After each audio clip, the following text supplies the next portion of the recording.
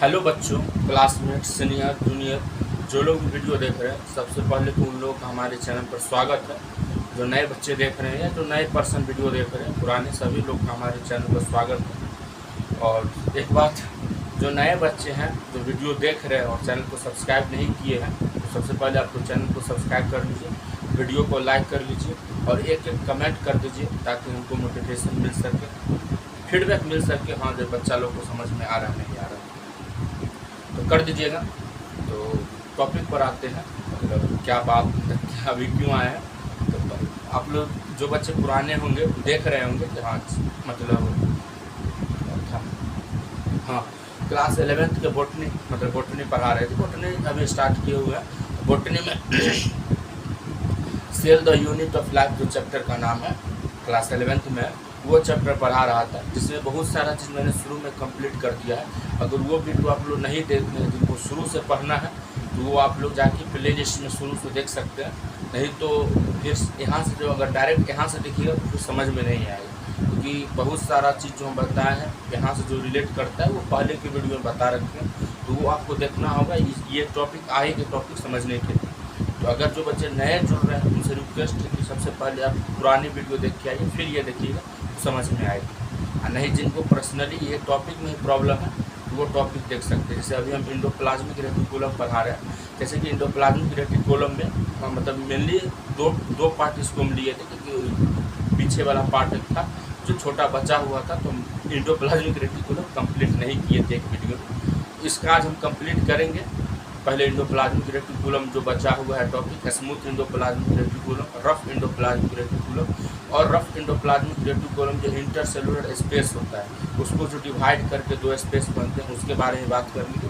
तो ये 2-3 टॉपिक है जो छोटे छोटे की पॉइंट बोल सकते हैं, उनके बारे में बात करेंगे। फिर देखते हैं, अगर वीडियो छोटी रही, लंबी नहीं बनी, तो फिर हम वैक्यूल में स्टार्ट घुसेंगे, तो वैक्यूल स्टार्ट कर देंगे। लेकिन अगर देखेंगे तो फिर नहीं, वीडियो लंबी हो रही है, तो फिर छोड़ देंगे। वैक्यूल एक बड़ा टॉपिक खुद में है, तो उसको हम सोचेंगे कि अगले टॉपिक में कवर कर। नहीं देखेंगे तो वीडियो छोटी, तो हम इसको स्टार्ट कर देंगे और अगले वीडियो में कोशिश करेंगे तो वैक्यूल भी कंप्लीट हो जाए।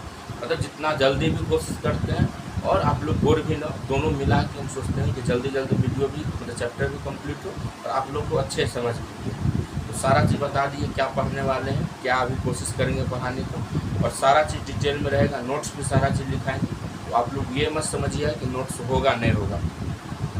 चलिए, ज़्यादा समय बर्बाद नहीं करते हुए, ज़्यादा चीज़ यहाँ पर नहीं बात करते हुए, जो टॉपिक इम्पोर्टेंट है उसके बारे में लिखते हैं, फिर वो टॉपिक को समझाते हैं और आगे बढ़ते हैं।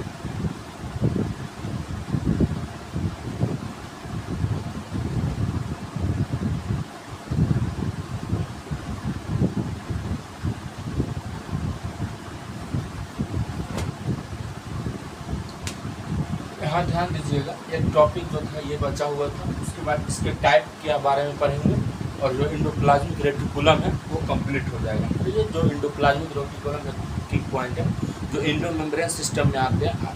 तो हम शुरू में बोल दिए थे कि जो बच्चे पिछले कम से कम इसके पिछले वाला वीडियो आप लोग देख लीजिए, फिर ये जो टॉपिक है समझ में आ जाएगा। तो इंडो मेम्ब्रेन सिस्टम बताए थे, जिसमें हम बताए थे इंडोप्लाज्मिक रेटिकुलम, वैक्यूल, लाइसोसोम और गोल्गी एपरेटस, ये सारा चीज़ था जो हम बताए थे। और ये चारों चीज़ के मिलने से एक इंडो मेम्ब्रेन सिस्टम फॉर्म होता है। तो उसमें पहला था रेटिकुलम, इंडोप्लाज्मिक रेटिकुलम। तो उसमें हम ये सारा कुछ पॉइंट पिछले वीडियो में बता रखे हैं और अभी जो पॉइंट बचा हुआ था उसको समझाते हैं और आगे बढ़ते हैं। इंडोप्लाज्मिक रेटिकुलम डिवाइड्स, यहाँ पर डिवाइड में दिया है,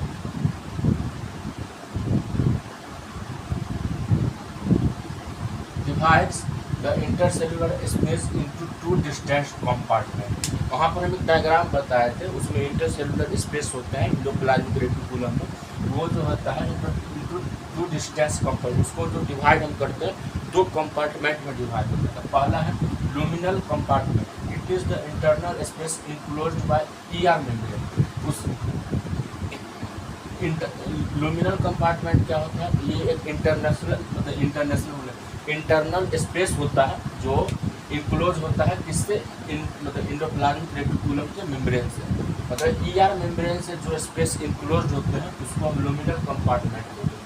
फिर extra luminal compartment, it is the space present outside the ER in the cytoplasm. और एक्स्ट्रा लुमिनल कंपार्टमेंट, एक्स्ट्रा जो स्पेस होता है वो कहाँ होगा, तो आउटसाइड द ईआर, मतलब इंडोप्लाज्मिक रेटिकुलम के बाहर जो होगा, इन द साइट, मतलब साइटोप्लाज्म में इंडोप्लाज्मिक रेटिकुलम के बाहर जो स्पेस होगा उसको हम एक्स्ट्रा लुमिनल कंपार्टमेंट बोलेंगे। वो अगर हम देखे होंगे, हम डायग्राम में बता दिए थे।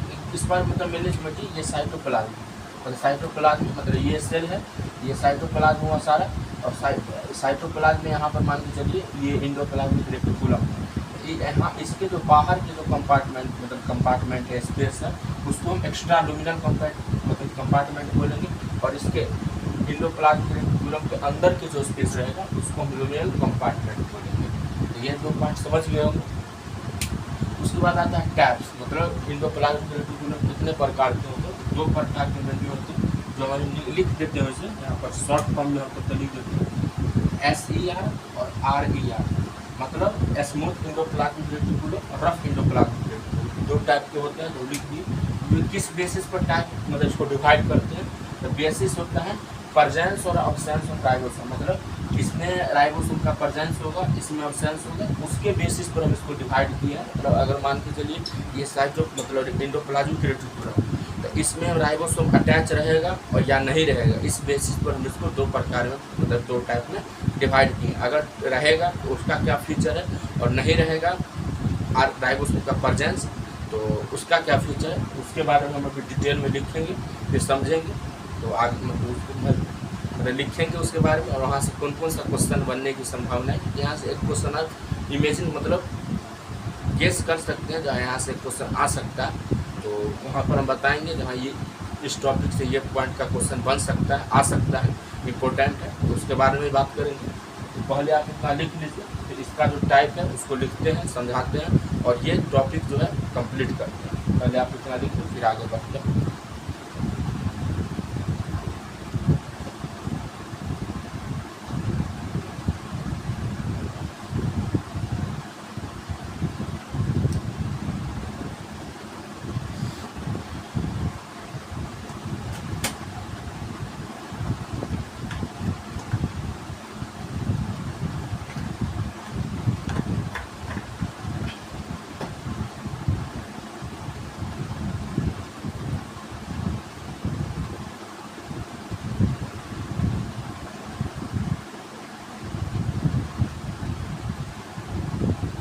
मिटाते हैं, आप लोग लिख लिए होंगे, उम्मीद कर रहे हैं। नहीं लिखे होंगे तो बोल ही देते हैं कि आप लोग कम से कम वो कर लीजिए, एक पॉज करके वीडियो को लिख लिया कीजिएगा, जो बच्चे लिख रहे हैं, नोट्स बना रहे हैं।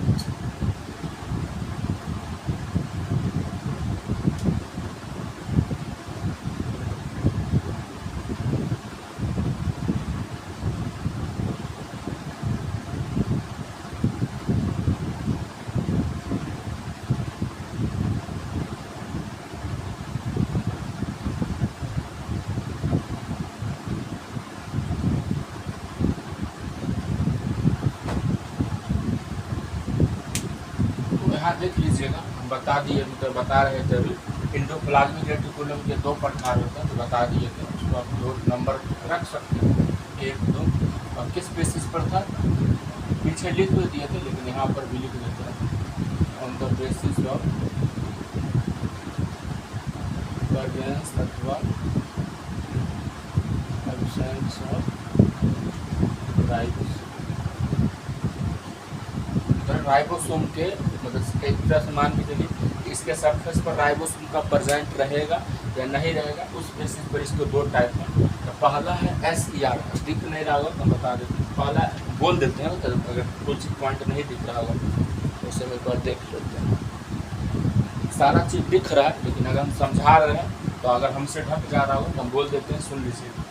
पहला है यहाँ पर SER, जिसको हम स्मूथ एंडोप्लाज्मिक रेटिकुलम बोलेंगे, और दूसरा है RER, रफ एंडोप्लाज्मिक रेटिकुलम। नाम से ही आप लोगों को पता चल रहा होगा कि रफ है, मतलब अगर छूइएगा तो ये रफ जैसा दिखेगा, तो रफ जैसा दिखेगा तो राइबोसोम मान के चलिए इस पर प्रेजेंट, मतलब मान के क्या चलिए इस पर प्रेजेंट ही रहेगा, क्योंकि अगर मान के चलिए स्मूथ है, इस पर कुछ नहीं है, लेकिन मान के चलिए अगर इसमें बालू लगा दे या कुछ रफ टाइप का लगा दे, मतलब कुछ अगर अलग से लगा दे तो ये रफ सरफेस हो जाएगा। इस रफ सरफेस मतलब होने का मतलब हो गया कि इस पर कुछ अटैच हो गया, तो वैसे ही ये भी स्मूथ था, लेकिन इस पर राइबोसोम का प्रेजेंट हो गया तो ये रफ बन गया। इसमें राइबोसोम का क्या होगा, प्रेजेंट होगा, रफ में राइबोसोम प्रेजेंट होगा। स्मूथ है तो नाम ही है स्मूथ है, इसमें मतलब क्या होगा, राइबोसोम एब्सेंट होंगे, इसको कुछ है मतलब कुछ प्रेजेंट नहीं रहेंगे जो इसको रफ बना सके। तो इसमें मान के देखिए राइबोसोम एब्सेंट, ठीक है। ये राइबोसोम जहाँ पर प्रेजेंट नहीं है वो अग्रेनुलर होता है, मतलब ग्रेनुलर सरफेस होता है, वो इस पर प्रेजेंट नहीं होती है। ग्रेनुलर सरफेस में ही राइबोसोम का एक तरह से मान लीजिए अटैच होता है, मतलब जुड़ते हैं। फिर होता है इसमें ग्रेनुलर सरफेस है, मतलब रफ में। फिर स्मूथ एंडोप्लाज्मिक रेटिकुलम में होता है लिपिड एंड स्टीरल सिंथेसिस, मतलब लिपिड और स्टीरल का इसमें सिंथेसिस होता है। और रफ में क्या होता है, रफ एंडोप्लाज्मिक रेटिकुलम में प्रोटीन का सिंथेसिस होता है। ये जो इम्पोर्टेंट पॉइंट है ना वो आपको याद रखना है, पूछ सकते हैं कि रफ एंडोप्लाज्मिक रेटिकुलम में किस चीज़ का सिंथेसिस होता है, तो प्रोटीन का सिंथेसिस होता है। स्मूथ एंडोप्लाज्मिक रेटिकुलम में किस चीज़ का सिंथेसिस होता है, तो लिपिड एंड स्टीरल का सिंथेसिस होता है। इसमें से ग्रेनुलर कौन है और ग्रेनुलर कौन है, तो ये आपको याद रखना होगा। राइबोसोम प्रेजेंट के लिए तो हम बता दें कि रफ रहेगा, तो आपको याद रखना है कि राइबोसोम प्रेजेंट रहेगा। अगर रफ नहीं है तो आप राइबोसोम एब्सेंट रहेगा। तो ये आपको तो कॉमन सेंस से याद रखना होगा, लेकिन ये चीज़ भी कंफ्यूज हो सकते हैं, तो आप लोग याद रखिएगा ध्यान से। फिर है कि स्मूथ एंडोप्लाज्मिक रेटिकुलम में प्रेजेंट इन मसल्स होते हैं, ये जो हमारे बॉडी में या मसल्स होते हैं ना, सेल होते हैं, कहीं भी मसल्स आपको देखने को मिलेगा उस चीज़ में ये प्रेजेंट होते हैं, वो भी सार्कोप्लाज्मिक रेटिकुलम कहलाते हैं, जहाँ पर ये प्रेजेंट होते हैं। सार्कोप्लाज्म क्या होता है, तो जब हम लोकोमोशन एंड मूवमेंट पर आएंगे उसमें सार्कोप्लाज्म है, उसमें आपको देखने को मिलेगा वर्ड, तो उसमें हम समझाएंगे। सार्कोप्लाज्मिक रेटिकुलम होता है मतलब जहाँ पर प्रेजेंट मतलब मसल्स में, मतलब स्मूथ एंडोप्लाज्मिक रेटिकुलम है जो मसल्स में प्रेजेंट होगा वहाँ पर उसको हम सार्कोप्लाज्मिक रेटिकुलम होगा। फिर ये continuous with outer membrane of nucleus, और ये कंटिन्यूट मतलब ये कंटिन्यूटी करता है किससे से, न्यूक्लियस के जो आउटर मेम्ब्रेन होती है उससे। तो सारा यहाँ पर अभी तो जितना बताए हैं ये चारों पॉइंट है, और ये चारों पॉइंट है वो आपको समझ में आ गया होगा। समझ में क्या समझा तो दिए ही, लेकिन आपको याद रखना बहुत इम्पोर्टेंट है। कोई भी पॉइंट हम यहाँ पर बताते हैं तो समझ तो गए हैं, लेकिन वो आपको याद रखना होगा, तभी आप क्वेश्चन बना पाइएगा, तभी मतलब टेस्ट में या जब क्वेश्चन प्रैक्टिस करते हैं तब क्वेश्चन बना पाइएगा। नहीं तो समझ गए हैं तो फिलहाल के लिए आप समझ गए हैं, बहुत अच्छी बात है, समझ गए हो, लेकिन आपको ये सारा चीज़ है तो कन्फ्यूजन क्रिएट कर सकता है। समझ तो गए हैं, हम भी समझ जाते हैं, लेकिन जो आपको जब वहाँ पर क्वेश्चन आएगा ध्यान में नहीं रहेगा तो कन्फ्यूजन हो सकता है। इसलिए बार बार ध्यान रखिएगा, और एक बार ध्यान रख लीजिएगा, याद रख लीजिएगा, फिर बोलिएगा और याद हो जाता है। तो रफ एंडोप्लाज्मिक रेटिकुलम ये कंप्लीट होता है यहाँ पर। स्मूथ एंडोप्लाज्मिक रेटिकुलम में 1-2 पॉइंट और है जिसको हम अभी दिखाएंगे, तो पहले आप इसको लिखिए, फिर मिटाते हैं और फिर आगे बढ़ते हैं। ये तो कंप्लीट हो गया, इसमें 2-3 पॉइंट है उसको हम लिख के, और ये जो टॉपिक है एंडोप्लाज्मिक रेटिकुलम उसको कंप्लीट करते हैं। पहले आप इतना लिख लीजिए, फिर आगे बढ़ते हैं।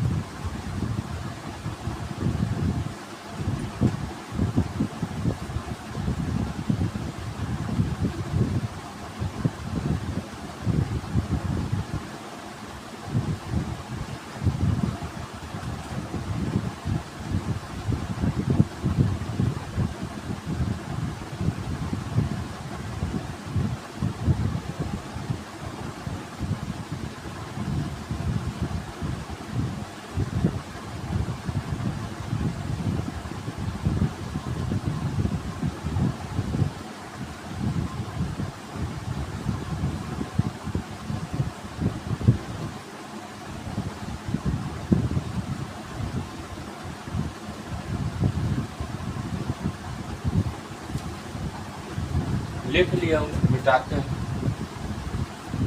इसको हम उससे छोड़ देते हैं क्योंकि ये आपने लिख लिया हूँ। यहाँ पर 2 पॉइंट छुटा हुआ है, तो जगह नहीं था, हम उसको लिख देते हैं। और उसके बाद ये कंप्लीट हो जाएगा। उसके बाद हम देखते हैं कि क्या अगर नया टॉपिक स्टार्ट कर सकते हैं या छोड़ देते हैं। आप लोग से पहले देख लेते हैं, पहले लिखते हैं, समझाते हैं, फिर हम देखते हैं क्या करना है।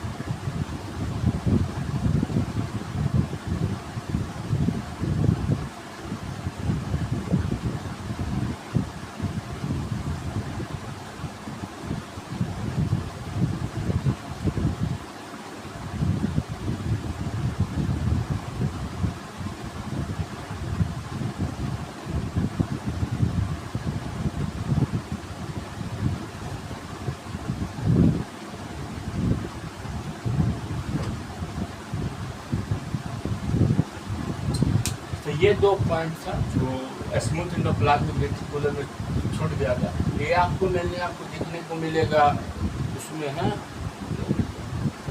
रिस्पायरेशन इन प्लांट चैप्टर है ना, उसमें आपको ये दोनों पॉइंट देखने को मिलेगा कि वहाँ से कोरिलेट कर रहा है। ये यहाँ पर कोरिलेट करने का मतलब है कि साइटोप्लाज्म के अंदर बात हो रहा है, इसलिए यहाँ पर लिख दिया गया। लेकिन आपको जो ये पॉइंट है वहाँ पर भी देखने को मिलेगा। जब पढ़ेंगे ना वो चैप्टर तो आप देखिए कि ये जो दोनों पॉइंट है आपको वहाँ पर भी कोरिलेट किया, ये दोनों पॉइंट वहाँ पर भी हम समझाएंगे। तो आप लोग बोलिए मतलब देखिए, मतलब बोलने का मतलब है वहाँ से ही कोरिलेट कर रहा है ये चैप्टर से और ये पॉइंट से, क्योंकि ये जो बात हम कर रहे हैं स्मूथ एंडोप्लाज्मिक रेटिकुलम या ये भी बात है, ये हम साइटोप्लाज्म के या सेल के बारे में ही बात कर रहे हैं और वहाँ भी सेल के बारे में पढ़ना होता है।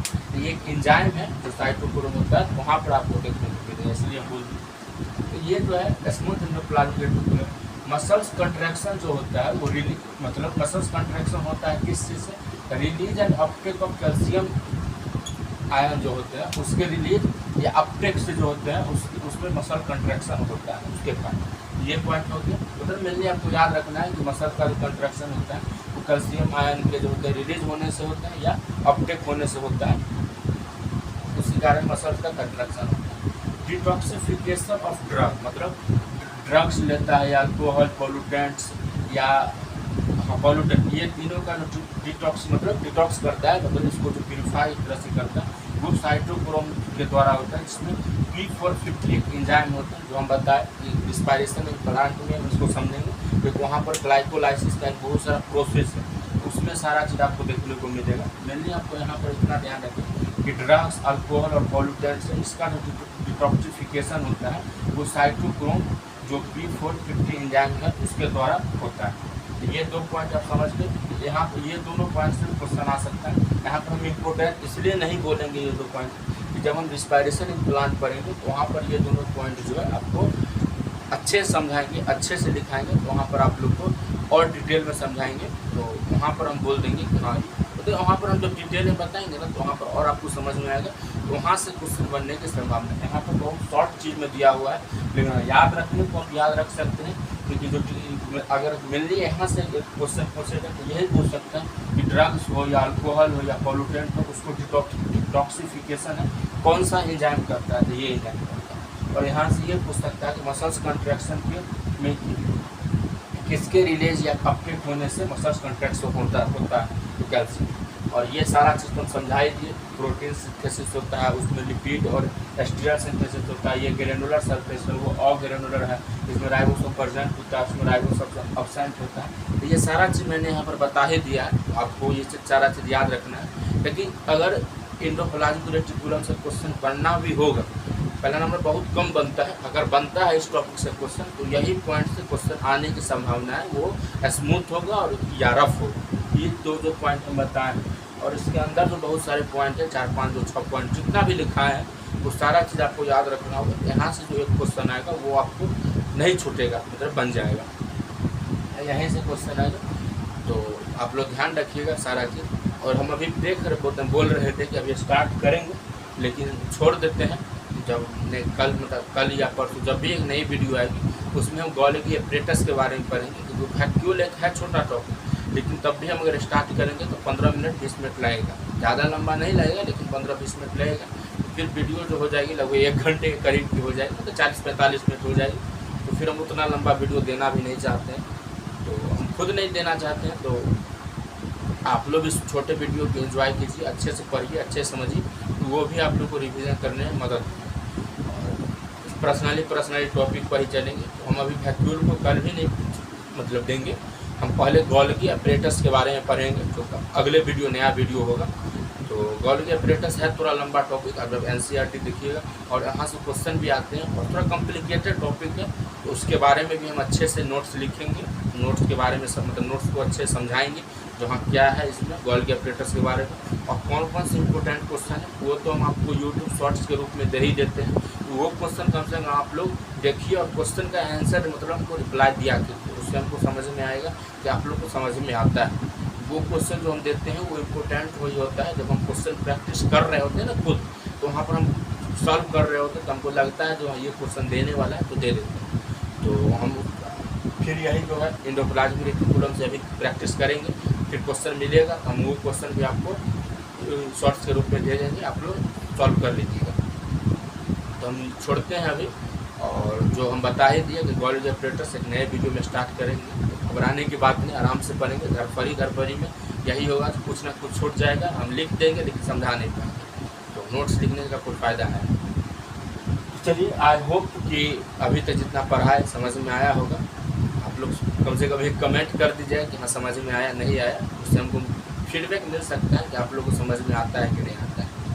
तो और वीडियो पर नए हैं, जो बच्चे ने चैनल को सब्सक्राइब नहीं किया तो वो चैनल को सब्सक्राइब कर लीजिएगा, वीडियो को लाइक कर दीजिएगा, शेयर कर दीजिए अपने फ्रेंड लोग को, ताकि वो लोग भी देख सके, रिवीजन कर सके, और कमेंट तो बोल ही दिए कर दीजिएगा।